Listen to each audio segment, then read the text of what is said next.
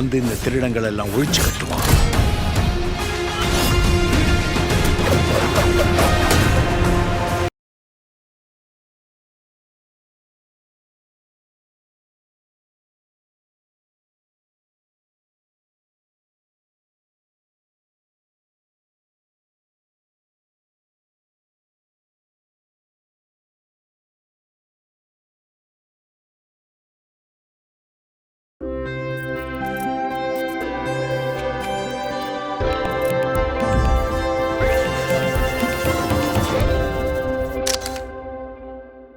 வணக்கம், நான் உங்கள் ராகவ்குமார். இது தீபிகா அதிர்கள். மீண்டும் ஒரு விமர்சனத்தில் உங்களை சந்திப்பதில் மகிழ்ச்சி.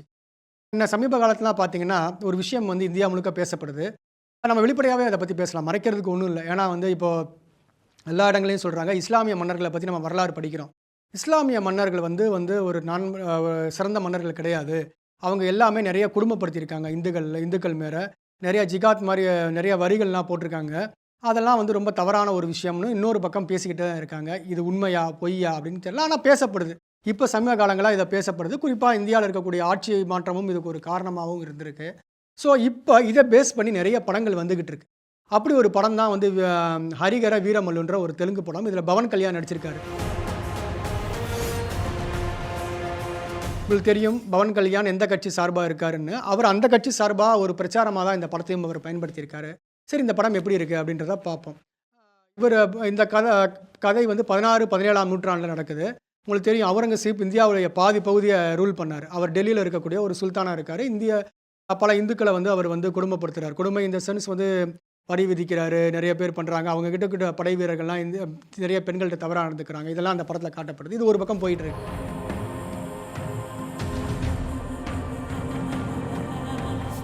நம்ம உயிருக்கு மதிப்பே இல்லையாப்பா? இவர் இந்த பக்கம் ஆந்திராவில் கோதாவரி கரையில் இருக்கக்கூடிய ஒரு திருடர், நம்மளுடைய பவன் கல்யாண். அவர் என்ன பண்ணுறாரு, அவர்கிட்ட வந்து அந்த ஊர் கோல்கண்டா ராஜா வந்து ஒரு அசைன்மெண்ட்டை கொடுக்குறாரு. ஹோகின்னு ஒரு வைரம் வந்து அவுரங்கசீப் கிட்டே இருக்குது, அதை போய் நீ கொண்டு வா அப்படிங்கிறாரு. சரி அப்படின்னு சொல்லிட்டு இவர் அவுரங்கசீப்பை வந்து பார்க்குறதுக்கு இப்படியே இந்த படம் போயிருந்தா இந்த படம் கண்டிப்பாக சுவாரஸ்யமாக இருந்திருக்கும். ஆனால் இரண்டாம் பாதியில் ஏதோ பிரச்சாரம் பண்ணுறேன்ற மாதிரி அவங்க சினிமாட்டிக்கலாக இதை ஒரு விஷயத்தை அவுரங்கசீப் பண்ண விஷயத்த சொல்லாமல் இன்றைக்கி இருக்கிற அரசியலோட கம்பேர் பண்ணி பேசிக்கிட்டு நிறைய விஷயங்கள் பண்ணது வந்து நமக்கு வந்து சரியான ஒரு விஷயமா படணும். நம்மளை கொடுமைப்படுத்தி நம்ம கஷ்டத்தை கொள்ளையடிக்கிறாங்க. ஒவ்வொருத்தனையும் மேலே ஏன்னா நீங்கள் எந்த கருத்தை சொல்கிறதுக்கும் சினிமாவில் உரிமை உண்டு. ஆனால் அதற்கான நியாயத்தை வந்து நீங்கள் கரெக்டாக சொல்லணும். இந்த விஷயத்தில் அந்த நியாயம் வந்து சரியாக நம்மக்கிட்ட வரலன்னு சொல்கிறோம். ஏன்னா ஒரு சில காட்சிகளில் வந்து இந்துக்களையே வந்து கொடுமைப்படுத்துகிறாங்க. அதாவது இந்துக்கள் இருக்கக்கூடிய கீழ் ஜாதி மக்கள்னு சொல்லப்படக்கூடியவங்கள நிறைய பேர் கொடுமை செய்கிறாங்க.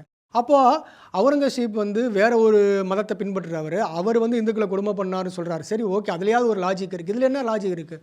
உன்னுடைய மதத்தை சேர்ந்தவனையே இப்படி பண்ணுறான்னு, இதுக்கு என்ன கேள்வி அப்படிங்கிறது அந்த படம் அதுக்கான பதிலும் சொல்லலை. நம்மளை ஜமீன் கொள்ளை அடித்து அவரை கோல்கொண்ட நவாப் கொள்ளை அடிப்பான். அந்த நவாபை டெல்லியில் இருக்கிற முகல் சக்கரவர்த்தி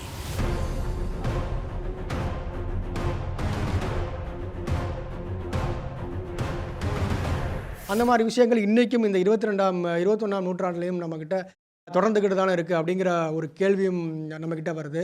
ஸோ இப்போ மதம் இந்த மாதிரி விஷயங்களை இந்த படம் வந்து பேசியிருக்காங்க. ஆனால் சரியாக தப்பா அப்படிங்கிறத விட இந்த படம் சினிமாட்டிக்கலாக இந்த விஷயத்தை வந்து அவங்க சரியாக ஹேண்டிலாக பண்ணல. அதுக்கான சுவாரஸ்யமான திரைக்கதையை இவங்க வந்து அமைக்கலை. எது இந்த விஷயத்தை படத்தில் நல்லா இருக்குது அப்படின்னு பார்த்தீங்கன்னா, பவன் கல்யாணுடைய ஆக்ஷன் நல்லா இருக்குது. அதே மாதிரி வந்து உங்களுடைய அந்த கீரவாணியோடைய மியூசிக் ரொம்ப நல்லா இருக்குது. இசை வந்து ரொம்ப நல்லா பண்ணியிருக்காரு.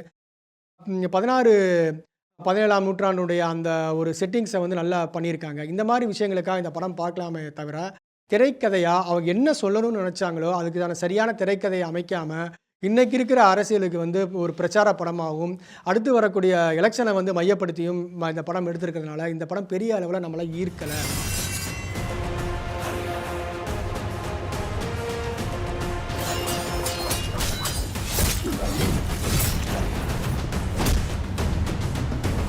இந்த படத்தில் முதல் பாதி நம்மளாக பார்க்கலாம், ஒரு சினிமாவாக பார்க்கலாம். அதை தக்க வைக்கிறதுக்கு இந்த படம் வந்து எந்த ஒரு முயற்சியும் எடுக்கலைன்னு சொல்லலாம். இது கிட்டத்தட்ட ஒரு அரசியல் பார்வை கொண்ட ஒரு பிரச்சார படமாக தான் இதை நம்ம பார்க்க வேண்டியிருக்கு. விருப்பம் இருக்கிறவங்க, அரசியல் பற்றி பேசணும்னு நினைக்கிறவங்க இந்த படத்தை போய் பாருங்கள். நன்றி, வணக்கம். மீண்டும் அடுத்த ஒரு விமர்சனத்தில் உங்களை சந்திக்கிறேன். உங்களிருந்து விடைபெறுவது ராகவ்குமார், தீபிகா அதிர்வலுக்காக.